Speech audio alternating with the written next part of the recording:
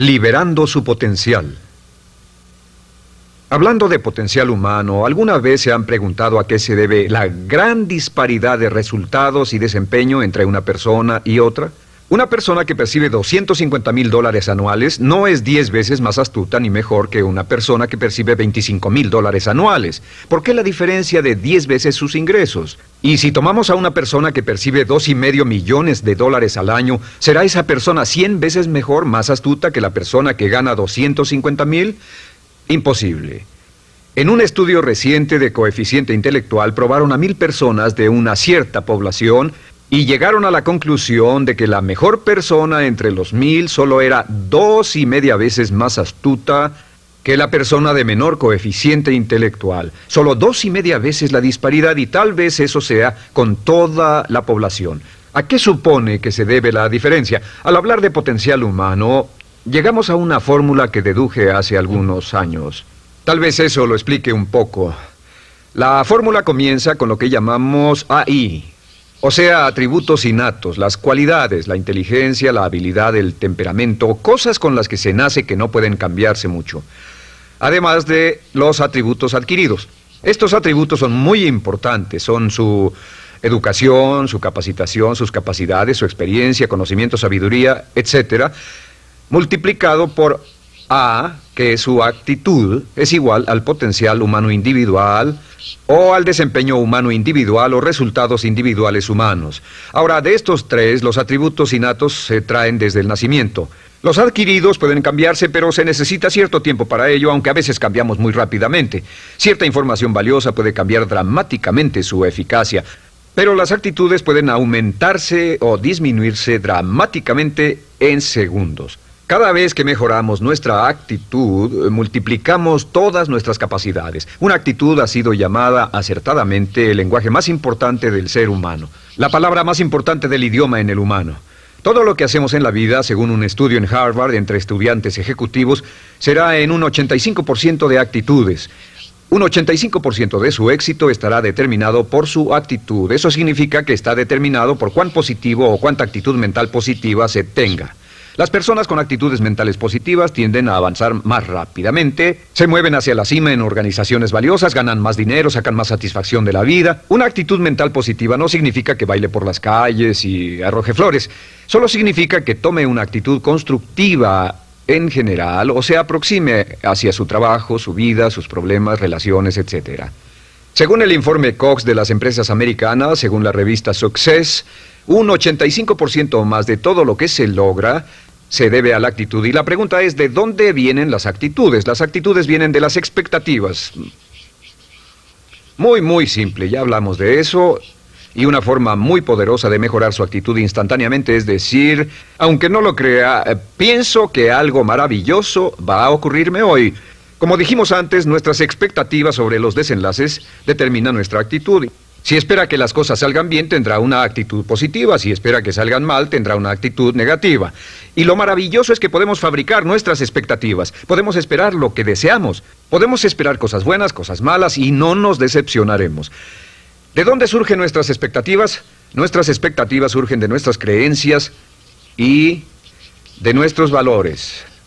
Son el centro de los factores motivacionales de nuestra personalidad, nuestras creencias. Y esto nos conduce a un entendimiento del potencial humano. Significa básicamente que nuestra actitud es una expresión externa de lo que está ocurriendo internamente. Y esto es consistente con las leyes mentales.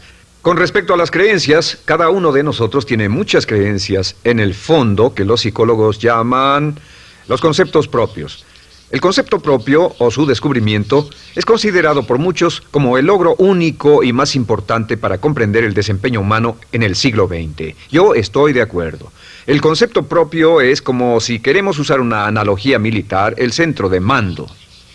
O si queremos usar una analogía técnica, es el programa central de su computadora básica.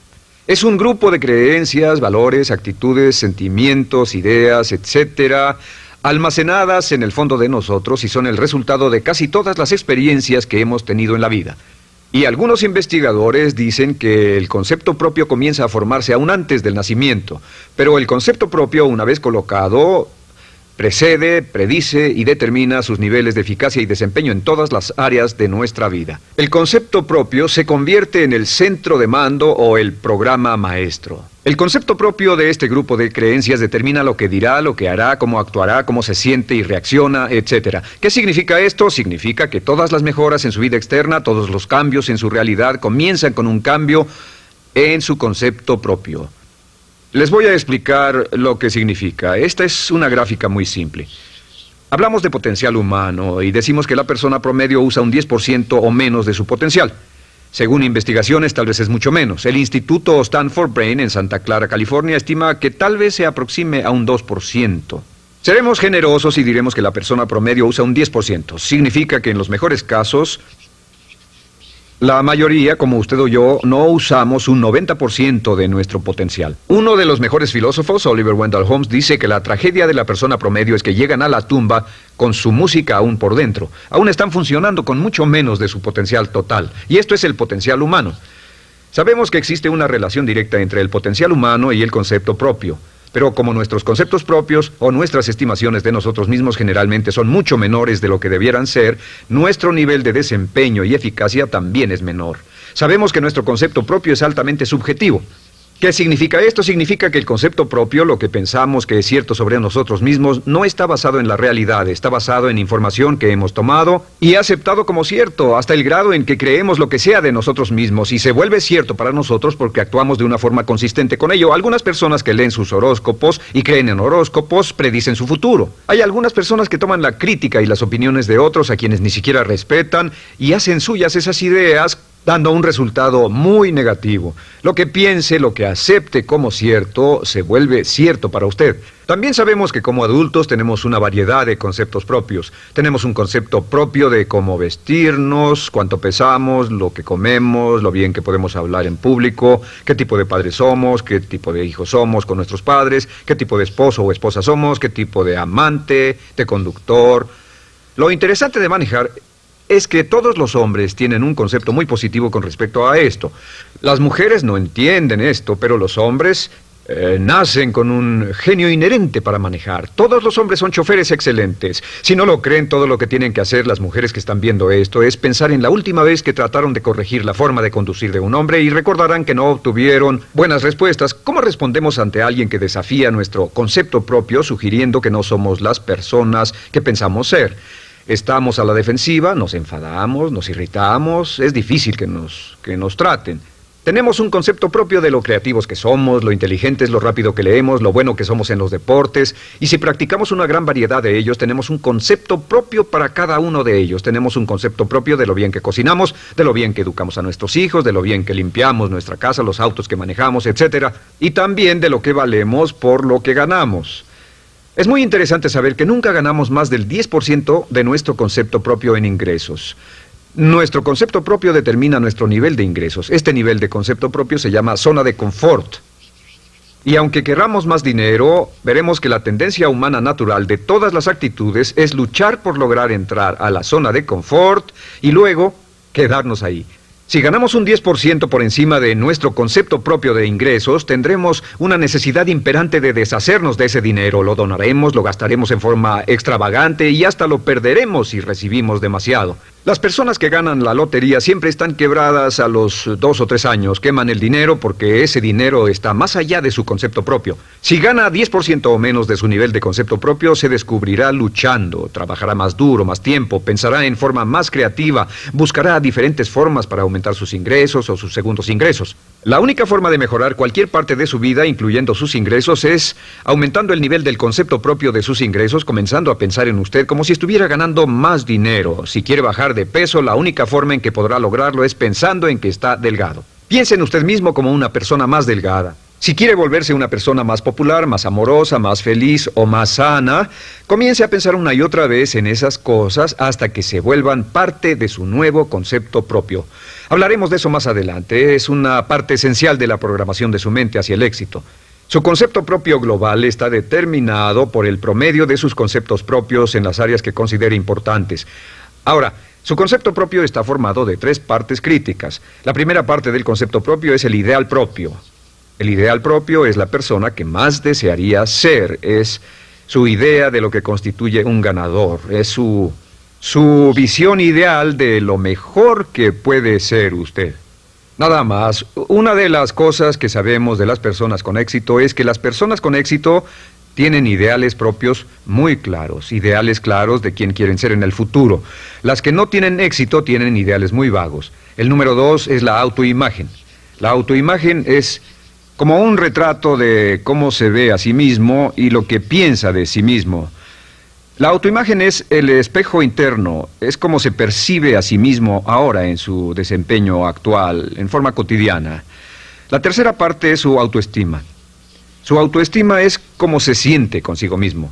Cómo se siente consigo mismo es la fuerza motriz, el motor, la fuerza poderosa dentro de su subconsciente. Es la fuerza de energía dentro de su concepto propio y determina casi todo lo que le pasa. La mejor definición de autoestima es cuánto se agrada a sí mismo. Cuánto se agrada a sí mismo como esposo, cuánto se agrada a sí mismo como empleado, cuánto se agrada a sí mismo como jefe, como inversionista, como orador profesional, como atleta, etcétera. Según se agrade a sí mismo, su nivel de autoestima, su sentimiento emocional global respecto a cualquier área de su vida, determina su desempeño y su eficacia en dicha área.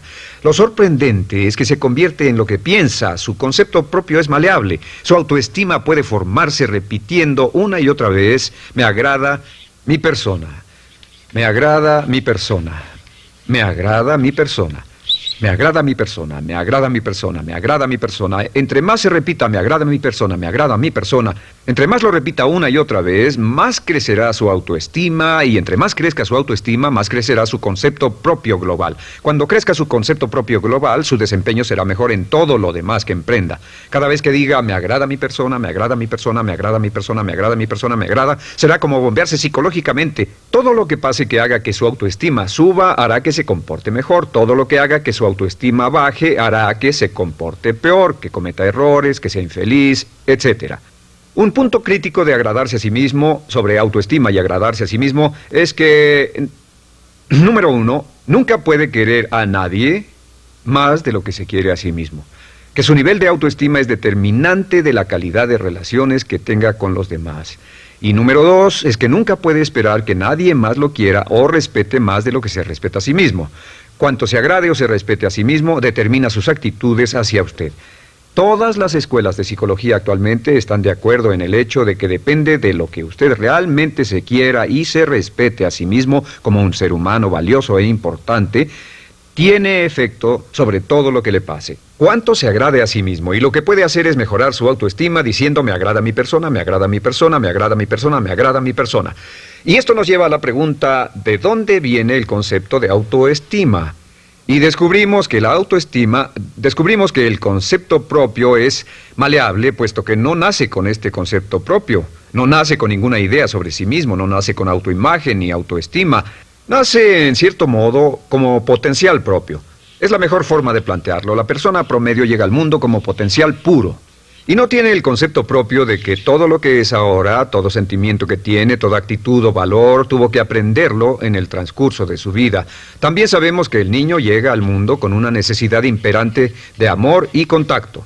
Y como una gran cantidad de investigaciones lo indican, necesitamos mucho amor y contacto durante toda nuestra vida, pero en especial durante nuestros años de formación, porque de niños aprendemos quiénes somos, cuánto valemos, si somos importantes, inteligentes, amorosos, chistosos.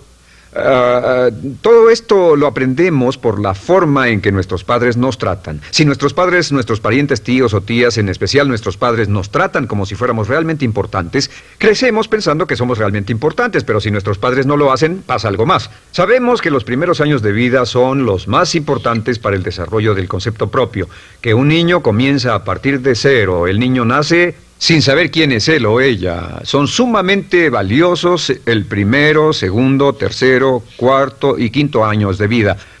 Algunos psicólogos pensaban que eran los 5 primeros años, pero ahora dicen que son los 3 primeros años. En sus 3 primeros años de vida el niño aprende quién es y dicen que si se les da suficiente cantidad y buena calidad de amor en los 3 a 5 primeros años, los prepara usted de por vida. Los coloca en una base sólida de autoestima y confianza en sí mismos, valor e importancia realmente. Existe una relación directa entre la calidad y la cantidad de amor y el desarrollo de una personalidad sana.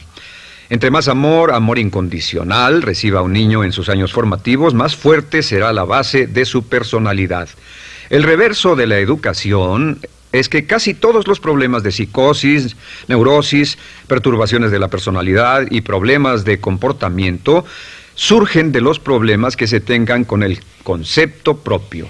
Ahora observemos a los adultos. Aquí está nuestra personalidad adulta. Si nos observamos, podemos llegar a reparar nuestras bases, por así decirlo, repitiéndonos una y otra vez: me agrada mi persona, me agrada mi persona, me agrada mi persona, y llevamos ese concreto reparador hacia la base de nuestra personalidad. Los niños necesitan el amor como las rosas necesitan la lluvia. Los niños que carecen de amor a menudo mueren por escasez de amor. Es una enfermedad llamada marisma. Ahora, ¿qué más sabemos sobre los niños? Sabemos que los niños llegan al mundo con dos atributos notables. El primero es que no sienten temor.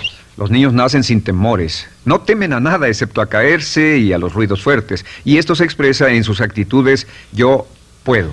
Los niños llegan al mundo pensando que pueden hacer cualquier cosa, y quien haya criado a un niño hasta la edad de 3, 4 o 5 años sabe que debe pasar esos primeros años evitando que se maten, porque son como pilotos japoneses, porque no le tienen miedo a nada. Su segundo atributo es que llegan al mundo totalmente espontáneos. Dicen lo que quieren, hacen lo que quieren, son totalmente desinhibidos. Totalmente. Ellos no temen hacer nada de lo que desean, y esto se expresa en su actitud: no quiero. No tengo que hacerlo. Si ha tratado de controlar a un niño, lo habrá visto. Lo primero que dicen cuando comienza a darle órdenes, lo primero que aprenden es: no tengo que hacerlo. Claro, a veces cambiamos sus mentes de una u otra forma, pero estos son los dos atributos con los que los niños llegan al mundo. Llegan al mundo sin temores y desinhibidos. ¿Qué significa esto? Significa que nuestro derecho innato natural es no ser temerosos y ser desinhibidos. Y solo cuando podemos crear la misma situación en nuestra vida adulta, cuando no tememos y somos desinhibidos, nos sentimos a gusto con nosotros mismos. Las mejores organizaciones, las mejores compañías son las que crean un ambiente donde nos sentimos sin temores y sin reservas para ser nosotros mismos y para hacer lo mejor de nosotros. Al crecer descubrimos que los niños aprenden de dos maneras. La primera es por imitación. Imitan a uno o a ambos padres, en especial al padre dominante. Algunas veces el padre dominante cambiará cuando crezca el niño, y a veces los niños imitan al padre, a veces a la madre, pero aprenden por imitación. Muchas características y hábitos que tenemos como adultos los aprendimos de nuestros padres. ¿Alguna vez ha tenido la oportunidad, ha tenido la ocasión de gritarle o reñirle a uno de sus hijos? Verá que le dice las mismas cosas que le dijo su padre a usted cuando era niño. Así que imitamos. A veces imitamos su caminar, a veces su forma de hablar, a veces imitamos sus valores, sus creencias, etc. Aunque esos valores y esas creencias no tengan ningún valor. ¿Por qué? Porque nuestros padres eran así cuando nosotros éramos niños. La segunda forma en que aprendemos es pasando de la incomodidad, lo que no se siente bien, hacia la comodidad. Freud llamó a esto el principio del placer. O sea que nos movemos hacia aquello que nos hace sentir cómodos, lo que nos da placer, lo que nos hace sentir bien con nosotros. Nos movemos de la incomodidad hacia la comodidad. Así es como aprendemos a no mojar el pañal, por ejemplo. Sabemos que no es agradable caminar con popó o pipí en nuestros pañales. Vemos lo que hacen nuestros padres, vemos lo que nuestros parientes hacen y decimos: estas personas no hacen lo que yo. Así aprendemos a caminar y lo demás. Así que de la incomodidad hacia la comodidad. Durante toda nuestra vida, por cierto, así es como aprendemos. Imitamos leyendo lo que otras personas hacen, estudiando libros y en el trabajo, imitamos cuando vamos a la escuela, y hacemos lo que nos da resultados positivos, lo que nos da refuerzos positivos, y hacemos cada vez menos las cosas que nos causan incomodidad o dolor. Ahora, muy temprano en la vida, como equivocación o como resultado de una equivocación que los padres cometen en la crianza, los niños comienzan a aprender hábitos y patrones negativos. Los patrones y hábitos negativos tienen sus raíces principalmente en la crítica destructiva. La crítica destructiva comienza muy temprano en la vida, a veces en los primeros meses. Y la crítica destructiva la usan los padres para dirigir y controlar a sus hijos.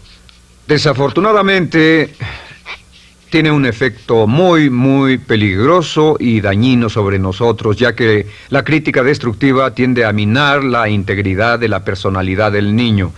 Muchos de nosotros, incluyéndome a mí y a muchos de ustedes, nos hemos visto minados y heridos por la crítica destructiva más que todas las guerras en la historia. Ahora, como resultado de la crítica destructiva, comenzamos a desarrollar hábitos y patrones negativos. Los patrones de hábitos negativos son respuestas condicionadas hacia los estímulos. Los patrones de hábitos negativos se desarrollan en los inicios de la vida. Se desarrollan como resultado de una repetición del temor y el dolor una y otra vez. Se desarrollan como resultado de la crítica destructiva, el castigo físico, etc. En los inicios de la vida comenzamos a desarrollar dos manifestaciones que nos persiguen durante toda nuestra vida y más que ninguna otra cosa inhiben nuestro potencial. La primera es la llamada patrón de hábito negativo inhibido. El patrón de hábito negativo inhibido se aprende cuando al niño le dicen una y otra vez no.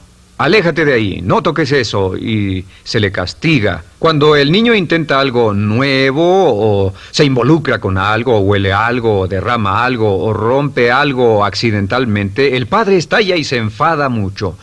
Como ven, el niño está impulsado por la curiosidad insaciable de explorar su mundo. Y lo que pasa es que cuando lo explora o se interesa y echa a perder algo, si el padre reacciona golpeando al niño, el niño comienza a pensar cada vez que intento algo nuevo, cada vez que intento algo diferente, cada vez que voy más allá de mis límites, cada vez que me salgo de mi zona de comodidad, cada vez que no juego sanamente, me golpean, me castigan, me lastiman, me envían a mi alcoba y me siento mal. Y muy pronto el niño desarrolla el sentimiento de no puedo, no puedo. No puedo. Cada vez que trato algo diferente, me castigan. No puedo, no puedo, no puedo. Es como la respuesta de Pavlov. Pavlov sonaba la campana y le daba de comer a un perro, y el perro salivaba, y Pavlov alimentaba al perro. Mientras sonaba la campana, el perro salivaba y siguió haciendo eso, y después Pavlov solo sonaba la campana y el perro salivaba. Lo que pasa en la vida adulta es que esto crea lo que llamamos temor al fracaso. El temor al fracaso es una respuesta condicionada a un proceso de crítica destructiva que ocurre en los primeros 5 o 6 años de la vida. El temor al fracaso automáticamente nos activa, nos sentimos ansiosos, tensos, intranquilos, sentimos presiones y estrés en nuestro plexo solar, sentimos ganas de retirarnos del evento, y el temor al fracaso es la razón principal por los fracasos en la vida adulta. Es la razón principal por la que evitamos cumplir plenamente nuestro potencial. De hecho, todos los patrones de hábitos negativos se experimentan en el cuerpo físico. Puedes saber cuál es un patrón de hábito negativo porque se siente en el cuerpo físico, precisamente. El patrón de hábito negativo inhibido, el temor al fracaso, el no puedo, ocurre primero que todo en el plexo solar. ¿Ha tenido la ocasión donde debe hablar frente a un grupo, debe ir a una revisión de su desempeño o debe hacer una llamada determinante? Primero su plexo solar se aprieta. Si el temor continúa, su respiración se acelera. Su corazón comienza a latir apresuradamente, su frecuencia respiratoria aumenta y le duele la cabeza como migraña en la parte frontal, su garganta se le cierra y no puede hablar y se le seca la boca por completo, y como se pone tan tenso y asustado, va corriendo al baño. Estas son todas las manifestaciones. No hay peligro físico, pero sí peligro psicológico, una respuesta condicionada. Cuando sentimos estas cosas, la tendencia es retirarse de la situación que las ocasiona, y es la razón por la que no logramos mucho si retrocedemos. Es muy importante. El segundo patrón de hábitos negativos es el compulsivo. El patrón de hábito negativo compulsivo se aprende cuando a los niños se les dice una y otra vez: más vale que lo hagas. Si no lo haces, tendrás problemas o me las pagarás. A los niños se les convierte en recipientes del amor condicionado. Los padres no intentan hacer esto, pero lo que hacen es sugerirle al niño: no te amo, por lo tanto no estás a salvo, a menos y hasta que hagas lo que yo quiero. El niño crece sintiendo: tengo que hacer lo que quiera mi mamá. Debo complacerla, debo complacer a papá, debo complacer a los demás, debo complacer a mis parientes, y a veces debo complacer a mis semejantes, debo complacer a mis maestros, debo complacer a todo el mundo, y crecen con esto: debo. No puedo hacer lo que quiero hacer, debo hacer lo que complace a las demás personas. Este patrón de hábito negativo muy temprano en la vida se traduce en el temor al rechazo. El temor al rechazo lo experimentan los hombres como adultos como un comportamiento tipo A. Hablaremos del comportamiento tipo A posteriormente. El comportamiento tipo A es una necesidad compulsiva o excesivamente compulsiva de complacer de algún modo a alguien sin normas de comportamiento, prácticamente sin pensarlo. El temor al rechazo nos impulsa, nos hace muy sensibles a las necesidades de los demás. Hacemos cosas que otras personas quieren, no hacemos lo que nosotros queremos. Siempre estamos tratando de complacer a los demás. Tenemos preocupaciones o nos importan las opiniones, sentimientos y actitudes de otros hasta el punto donde ocultamos nuestras necesidades. El temor al rechazo se siente en la columna del cuerpo. Se divide el cuerpo a la mitad y se siente hacia abajo en la mitad posterior del cuerpo. El primer lugar donde comienza a sentirse el temor al rechazo es generalmente en los hombros y el cuello. Nos sentimos entumidos, duros, tensos. Cuando tenemos mucho que hacer sentiremos un estrés tremendo en la columna. Los músculos se estiran en la parte posterior. A veces se manifestará como flebitis y venas varicosas y a menudo nos darán dolores de cabeza en la parte posterior de esta porque las arterias carótidas que llevan la sangre hasta la cabeza, los músculos a su alrededor se contraen y la cantidad de sangre que fluye hacia la cabeza fluye más lentamente y se siente un terrible dolor de cabeza en la parte posterior. Estos dos temores, los patrones de hábitos negativos compulsivos, el compulsivo y el inhibitorio, son resultado de la crítica destructiva, el gran destructor de la personalidad que nos persigue durante toda la vida.